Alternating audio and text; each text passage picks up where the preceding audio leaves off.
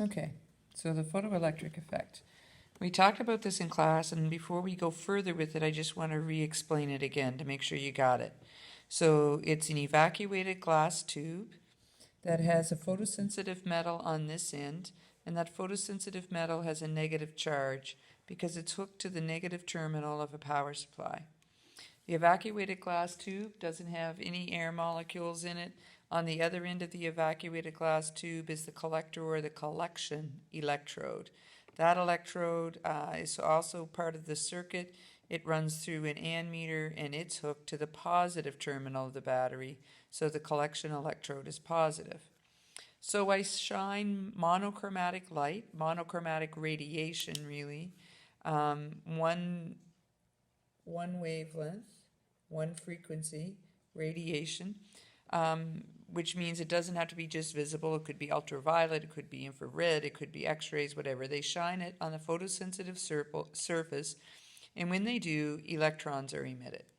These electrons come off with some kinetic energy, and as they come out into the evacuated tube and begin to move this way because of their kinetic energy, they feel the attraction of the collection electrode. So they get drawn to this electrode, where they then become a current and they move through the circuit back to the battery. And the reading is read in the ammeter. Okay, so now with this setup, then the physicists decided, well, what happens if we make the light brighter or more intense? If we make the light brighter or more intense, then more electrons are given off. And we know that because there's a bigger current registered in the ammeter. So then they said, well, what if we change the frequency of the light? What will happen to the current and the number of electrons being given off? So when we change the frequency, what they discovered is that nothing happens, okay? That as you change the frequency of the light, the same number of electrons are given off, no matter how big you make the frequency, as long as the frequency is above some minimum frequency, which we call FO, and that's known as the threshold frequency. So as the intensity gets bigger, as you make the light brighter but keep the frequency constant, the number of electrons given off will increase as long as the frequency is above FO. And okay, so we keep one constant, we change the other. In both cases though, if the frequency is not above the threshold frequency, no electrons at all are given off. The other thing that they noticed though was that even though the frequency didn't change the number of electrons, it seemed to change the kinetic energy with which the electrons were given off. So they wanted to study this. And so to study this, they created a different, where they adjusted their apparatus. So in the new apparatus, the photosensitive metal is still here, but this time it is hooked to the positive terminal of the voltage source. And we're changing the voltage source to a variable voltage now. Instead of it being a set voltage, it's going to be variable. And the opposite plate, the opposite electrode, is now going to be negative, which means it's become a stopping electrode instead of a collecting electrode. So now when the radiation comes in and strikes the photosensitive metal, the little photoelectrons are still given off. They begin their journey across the evacuated tube, but they don't get that far when they begin to now experience a repelling force from the stopping electrode because it's negative over here. And that repelling force slows them down. So that only, like some of them, it's going to slow down so much that they don't get to the stopping electrode. Others that come off with a big enough kinetic energy can still get there. But that's where our variable voltage comes in. Our variable voltage, we can crank it up and make it bigger. And as we make it bigger, then fewer electrons make it, because now only the fastest will make it. So we make it bigger again, and now really just the very top elite echelon will make it. And so we make it bigger again until finally there is no current at all registered in the ammeter.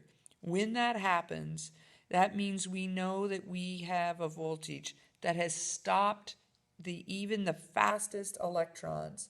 So it stopped the electrons with the most kinetic energy. That voltage then is known as the stopping potential. and its letter is V with an O. Okay, if we think back to our last couple of units, we've been using V is equal to W over Q, or V is equal to EK over Q. So we're going to use that equation here, but we'll use it as VO to say it's the one that has stopped the maximum kinetic energy. So VO is equal to 1/2 mv squared over Q. But because we keep increasing it until we've stopped all of them, even the fastest, this 1/2 mv squared is our EK max. It's the maximum kinetic energy that any electron will come off with. There are other electrons that come off with a much lower energy, but this one is the max, giving us the maximum kinetic energy. So the equation is VO is equal to EK max over Q. Okay? And of course, EK max is equal to 1/2 mv squared. So they did that, but then they wanted to vary the exact same two things that they had in the old apparatus. They wanted to change the intensity of the light coming in and see what happens to the kinetic energy with which the electrons come off. And they wanted to change the frequency of the light coming in to see what happens to the photoelectrons coming off. So when they changed the intensity, what they discovered was that it did not affect the kinetic energy at all. So you could shine the light in bright, or you could shine it in dimmer, as long as keeping the frequency the same, and there was no change in the kinetic energy of the photoelectrons that came off. But if you change the frequency of the light, keeping the intensity constant, the brightness constant, then the kinetic energy increased as the frequency increased. Okay, so for a given metal, like so this metal might be copper, as you keep, so not only do you keep the intensity constant, but you keep the metal constant. And so as you increase the frequency of the light shining on that metal, the kinetic energy, the maximum kinetic energy of the photoelectrons goes up. Now if we change that metal from copper to like maybe aluminum, it too has its kinetic energy also increases, but it's going to have a different minimum frequency. So the kinetic energy is going to go increase. The kinetic energy of the photoelectrons is going to increase as you increase the frequency, as long as you're above that minimum frequency, as long as you're above that threshold frequency that we talked about earlier. So you change the metal again, maybe this time we'll use silver. Okay, again, it'll still be a straight line. Okay, it'll still increase proportionally. The kinetic energy will increase proportionally with the frequency, but again, the threshold frequency will be different. So copper has its own threshold frequency, aluminum its own, silver its own, tungsten its own, sodium its own, okay? So zinc, they all have a different threshold frequency, but if we were to plot them all, they would all have, they'd all be directly proportional.